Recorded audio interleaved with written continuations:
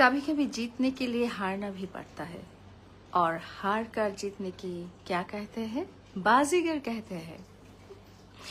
এই ডায়লগটা অনেকদিন পরে মনে পড়লো একটা পোস্ট দেখে।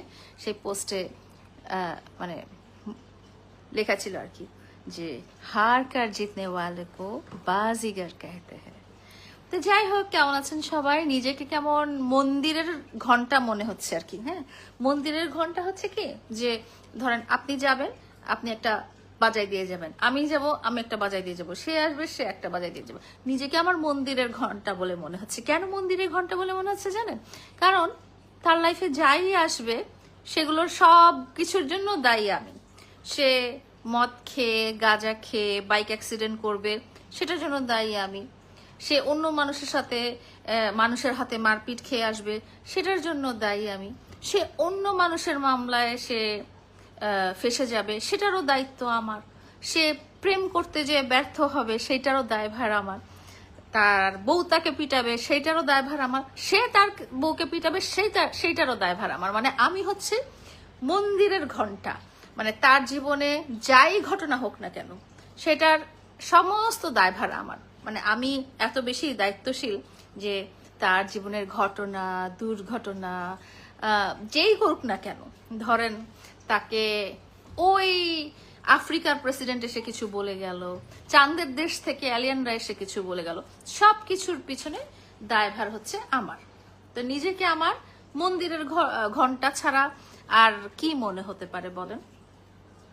তো দেখছেন, বেশি দিন কিন্তু হয় নাই। হ্যাঁ, খুব বেশি দিন কিন্তু হয় নাই। আমি বলছিলাম না যে তুই যে আমাকে কাঁদাইছিস, তোকেও কাঁদতে হবে।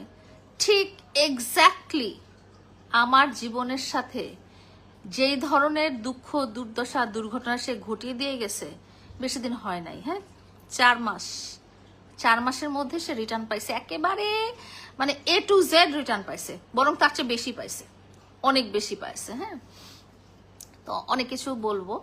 অনেক কিছু বলার আগে প্রথমে বলি, তুই তোর স্ত্রীকে, তুই তোর ওয়াইফকে কন্ট্রোল করতে পারিস না, সেটার দোষ কি আমার? তুই তোর ওয়াইফকে ভালোবাসা দেখাইতে পারিস না, তুই তোর ওয়াইফের সাথে লয়াল থাকিস না, তুই তোর ওয়াইফ থাকতে পরকিয়া করিস, তুই তোর ওয়াইফ থাকতে অন্য নারীর কাছে যাস, সেটার দায়ভার কি আমার? তোর ওয়াইফ আলাদা বাসা ভাড়া নিয়ে থাকে, তোর ওয়াইফ রাতে বাসায় ফিরে না, তোর ওয়াইফ পার্টি সার্টি করে। আরে তোর ওয়াইফ তো তোর মতোই হবে, তুইও তো রাতে বাসায় ফিরিস না, তুই তো সারাদিন সারা রাত ভোর পর্যন্ত বারে থাকিস, তারপরে বার শেষ করে তুই হোটেলগুলোতে থাকিস, স্যারিনাতে থাকিস, সুইট ড্রিমসে থাকিস, পার্ক ভিউতে থাকিস, এইসব হোটেলে যে থাকিস। তো তোর বউ তো তোর মতোই হবে। তোর বউ কি আর হাজি সাহেবের বউয়ের মতো হবে? তুই তো হাজি সাহেব হয়ে পাজি সাহেব হয়ে গেছিস। হজ করে এসে মানুষ হাজি সাহেব হয়, আর এই টোকাই মামুন হজ করে এসে পাজি সাহেব হয়ে গেছে। তো তুই যে এরকম, তোর বউ তো ওরকমই হবে। তো বউকে তো গালাগালি করার তো আমি কোনো কারণ দেখি না। তুই সারা রাত পার্টি করিস, তাহলে কেন বউকে দোষ দিস যে আমার বউ সারা রাত পার্টি করে? তুই পার্টি করতে পারলে তোর বউ তো পার্টি করবে, তাই না? এখানে তো আমি দোষের কিছু দেখতেছি না। তো যাই হোক, তোর বউ তোর সাথে যা করে সেটারও দোষ আমার। কেন রে ভাই? তোর সবকিছুর দোষের দায়ভার কি আমি নিয়ে রাখছি?